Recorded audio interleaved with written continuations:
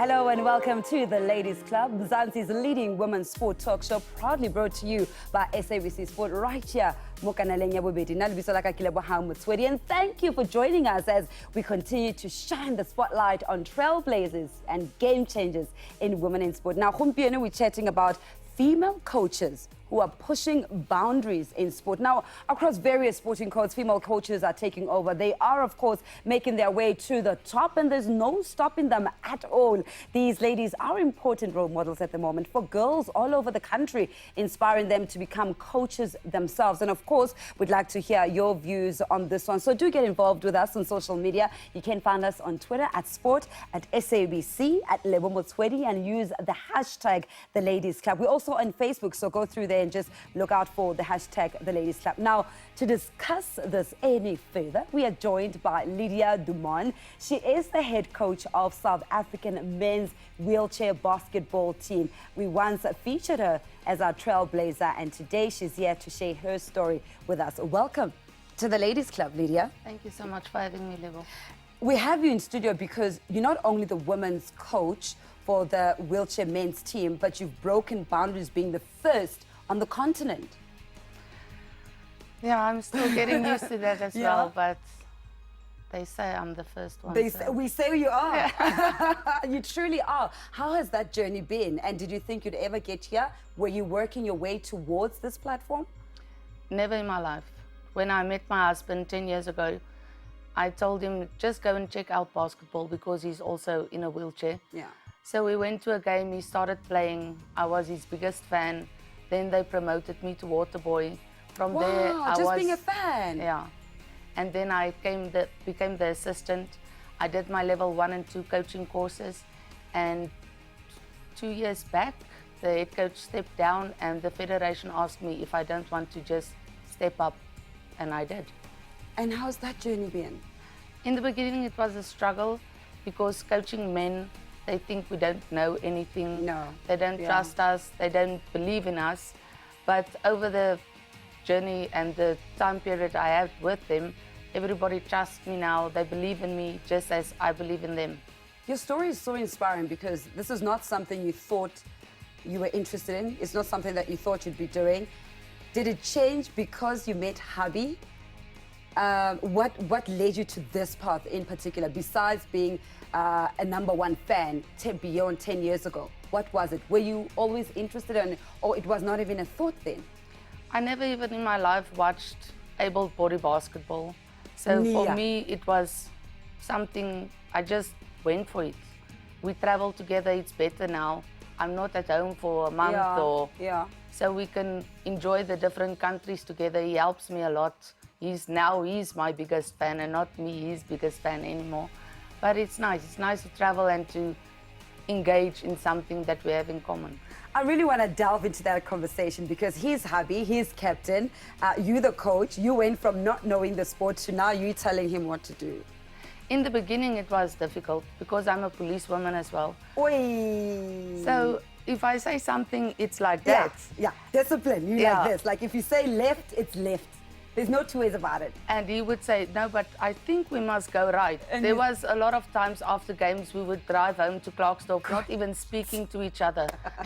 It was like domestic violence in that house. Yeah. But now we found the balance. If we're on court, he's not my husband, he's my captain. I respect him, he respects me.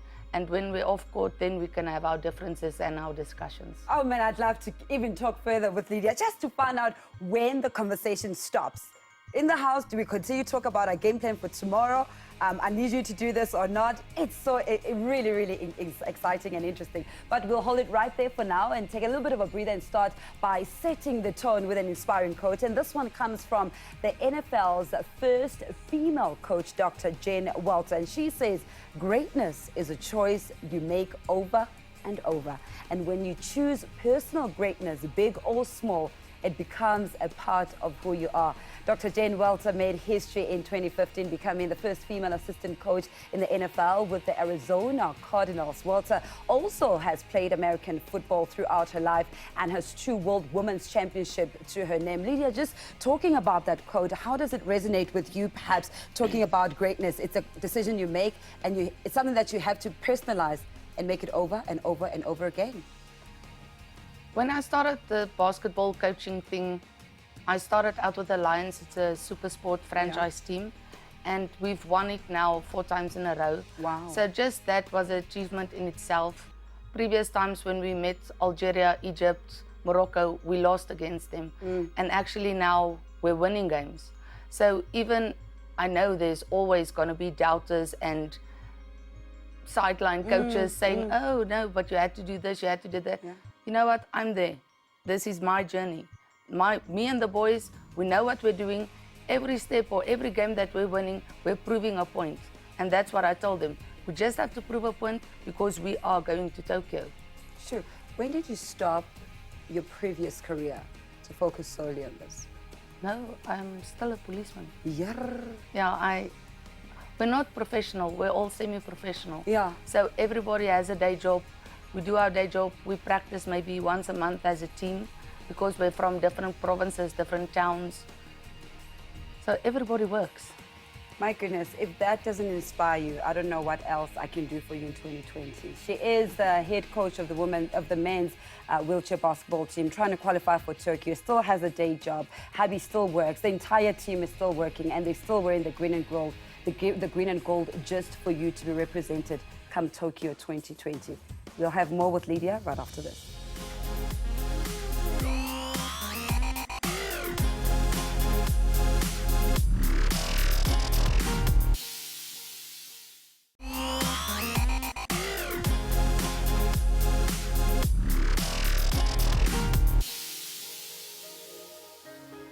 Welcome back. We are still with Lydia Dumond, Mzansi's wheelchair basketball, who made history when she was appointed as the head coach for the men's wheelchair basketball team, making her the first ever woman to coach a national men's basketball side on the continent. She is passionate about the game and has always been involved in local coaching structures.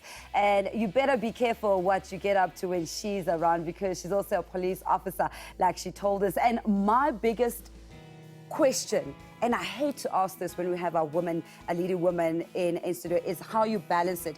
You have 2 full careers that are concurrently running.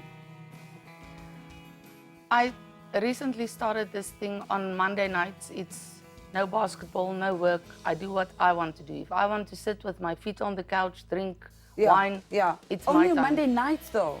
The rest of the time we're practicing. Yeah, we practice 3 times a week. Most of the weekends we're in Joburg for games or holding camps or practice camps. So it's difficult. You have to find a balance. Friday nights it's braai night. Yeah. It's me and hubby. You don't even come to visit to my place because we won't let you in. Yeah. And no basketball talks there? No basketball talks. Wow. And how difficult or easy is it to manage? Or does it become easier because your partner is also in the same fraternity? It's easier now because he helps me a lot. If I struggle at work, I would just WhatsApp him and say, please help me with this, send the team list, organize this or that, and he does it. So we're almost like a manager and a coach. Yeah. He manages and I coach. Wow. And how has that been in terms of your coaching expertise up against a captain who's been doing this for forever? My expertise still has to come. Yeah. I'm 2 years in it now, so I have still a lot to learn. But with Cecil there, it makes it easier because he can say, no, but we have to do this like this, and this is working like this. You can't do this, you can't do that. So he helps me a lot, and he is really trying to improve me, trying to improve my style of coaching. But other than that, it's not that difficult. Absolutely love her energy. Our trailblazer though today is also a fantastic lady who is Salma Al-Majiji, who blames the trail after becoming the first Arab and Sudanese woman to coach a men's football team in the Arab world. Salma managed to beat the odds by becoming the country's first female coach, while other women had to abandon aspirations of becoming professional football players. Al-Majiji secured the position of coaching Sudanese second league men's clubs, and she's continued to really thrive. When you hear stories of such women that are also breaking the glass barriers, what you have done, what do you think it says to those women that are looking up to you? There's a lot of women, especially now in wheelchair basketball, also stepping up to the ranks. We have another Northwest lady in Tombi. She's the assistant coach for the ladies team, the national ladies team. Yeah. And we interact a lot. If she's down, I will lift her up. If I'm down, she'll lift me up. We're like best friends. The ladies team don't understand it because it's racial. They think if you're black, you must have a black friend. Oh, yeah, but yeah, me and yeah. she's like inseparable. Yeah. We share rooms together, Yeah. we talk together, we inspire each other. I try to inspire the girls as well. Yeah.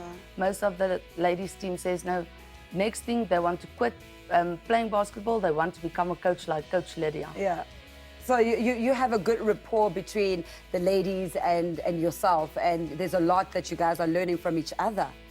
And I think it's because I can understand Tswana as well. Yeah. I can hear it, Yeah. but I can't speak it. Oh, but you then I could have been speaking Tswana now. Why didn't you stay? Yeah, but if you speak too fast, then I'm lost. So And where does that come from as well? My dad can speak it fluently. He grew up on the farms. He's got 5 daughters. All of us can understand it, but we can't speak it. Yeah. And I think it builds a trust when I hear the ladies speaking and there's a problem and I step in and say, Yeah. girls, Yeah. but you know what, don't worry Yeah. about this. Yeah. We'll do it this way or that way. And it's nice because now I can hear my players skinnering of me on the bench and then, boys, this is not on. Yeah.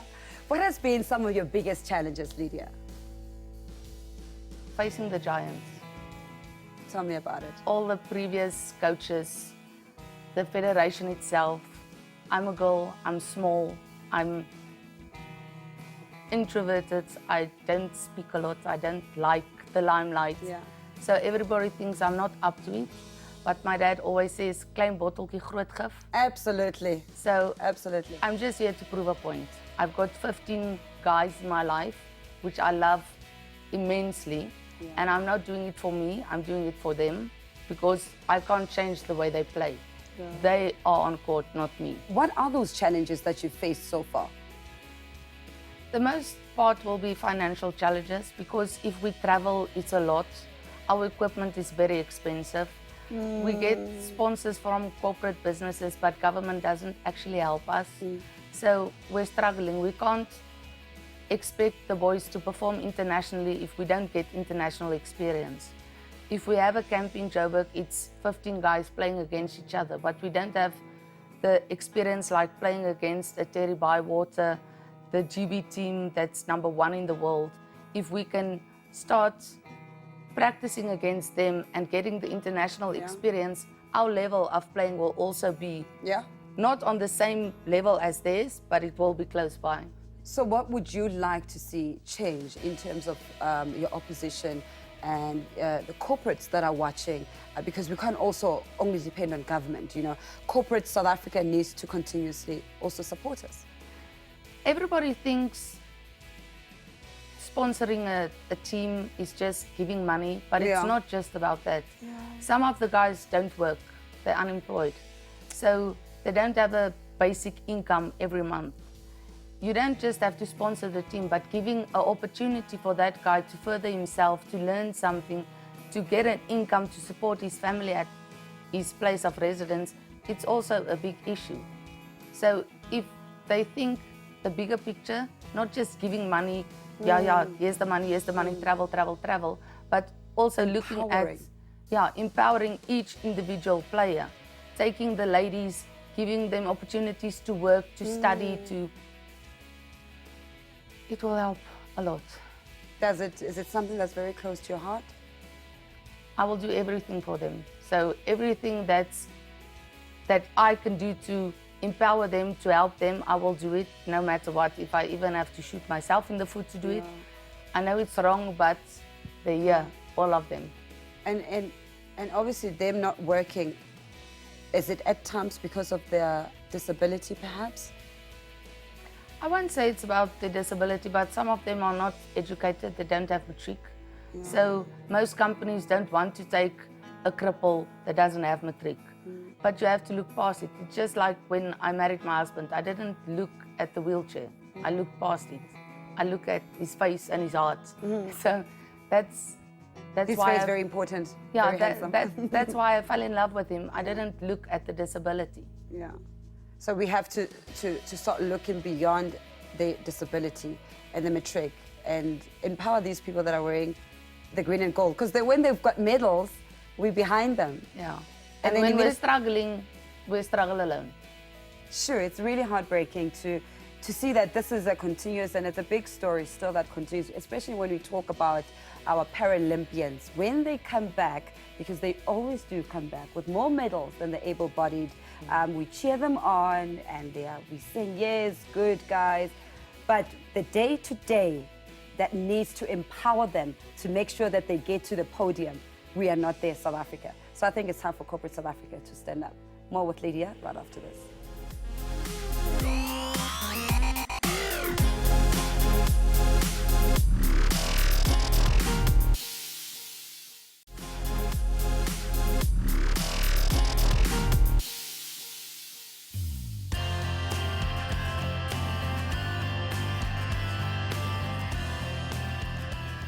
Tell me about the fact that only one country from the continent gets a place in the Paralympic Games. Because we're, how can I say it, a small country in compared to all the other continents getting spots, we have to finish either 9th or 8th at the Paralympics to open another spot. So with this tournament, the first place winner, he goes, the rest stays at home. So whoever goes has to perform on a level that's up there just to open another spot for Africa. Does South Africa have enough talent when it comes to wheelchair basketball, men and women, because you're exposed to both of them? We have the talent, we really do have the talent. Even upcoming players are also everywhere, but the problem is we don't have the transport to get them to Joburg. Some of the provinces don't have workshops, they don't run leagues, they don't run development. So for us to get the up-and-coming players in the national squads, it's difficult because some of them are still attending school. I know 3 of the ladies team members had to drop out because they're doing matric now. Sure. Yeah. And tell me now, in terms of your career that you still have, how much of that, because you're in the police force, so to speak, and everybody must toe the line there. How much of that do you bring as a coach? I try to bring as much as possible, Yeah. but I also have to draw a line. I have to know you're not talking to suspects, you're talking to players. So, That's fine. I'm sure they just, please don't look at us like suspects. but there must be discipline. Yeah. I try to keep the discipline intact and constant as far as I can, because they do try and take chances. Everybody takes chances, but they know by now if I say no, it's no. There's no it's two ways done. about it. What motivates you, Lydia? The players. How so? Everyone is unique. Everyone has their own stories. They crept into my heart. It's not about me. And what is it about them that melts your heart? Their passion. Even some of them don't have legs, some of them don't have fingers, some of them can't walk. But if you see they're driving their own cars, Cecil is making dinner at home if I'm not there, he's cooking, he's cleaning, they're passionate. They don't see their own disabilities. No. They see it as an ability. Yeah. They have the ability to qualify. They have the ability to perform to their best. Yeah. They just have to start believing it. And we as coaches and management and federation, we have to start believing in them as well, because they can't do it alone. And what is it that you would like the rest of the country to know? I've worked with athletes with disability, not disabled athletes, athletes with disabilities. And every single day you watch them. And then you come back, you full. We have our hands, our fingers, but here they are outperforming you. So what is it that you'd like us to take from you, from your team, deliver to the rest of the country? You have to get to know the individual. Yeah. Don't just see, oh, shame, this one doesn't have legs. And then yeah. You get into the same wheelchair as that one without legs, he will beat you on 100 in 5 seconds. I can't even. I tried to shoot a few baskets yesterday in the chair. My arms are so stiff. I don't know how they do it. So you have to get to know them. You have to just take the time to interact. Yeah. There's a stigma if you're disabled.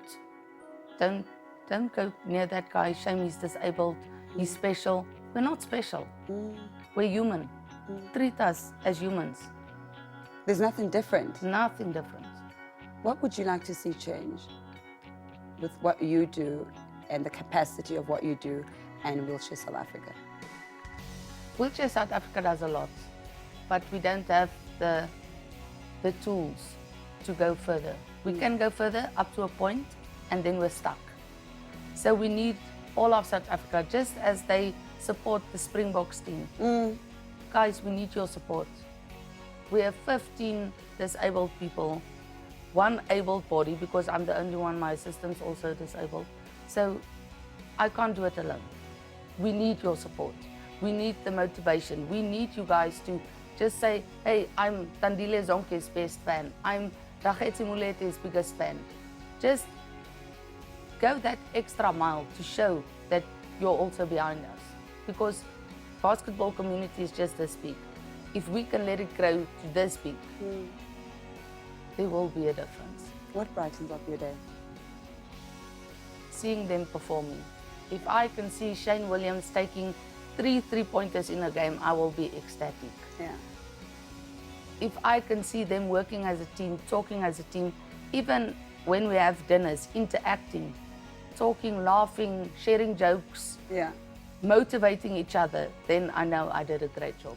What's your favorite song? What song that you play that keeps you, you know, every now and then it's a song, maybe a book, or what keeps you down a bit, something that lifts you up a bit? What's that Rachel Platten song? Nia, I don't know. Which one? Sing it. No, Okay, just hum it then. that fight song. How does it go? Which fight song? Google it. Now you're saying I must Google it. How am I going to Google? At least just hum it. Give me. This is my fight song. My fight song. That one. You see, you can sing it. That's a beautiful song. What is it about that song that inspires you? I don't know. It's just, I can do this. I will do this. I will prove you wrong. I absolutely love it. Thank you so much for sharing your journey with us. That is LYDIA. My goodness, she's traveled such an inspiring journey. She continues to say, South Africa, look out for us, support us, be there for us, because we were in the green and gold and we're all for you at the end of the day. And unfortunately, that's all the time we have for you this week. Thank you so much for sitting in and enjoying it with us right here on SABC. To remember, you are welcome to send through your sporting ideas of trailblazers and game changers, and our social media details are on the screen to get in touch with us. I'm Lebo Muswedi for the Ladies Club for SABC Sport. Remember that greatness is earned but never given. Goodbye.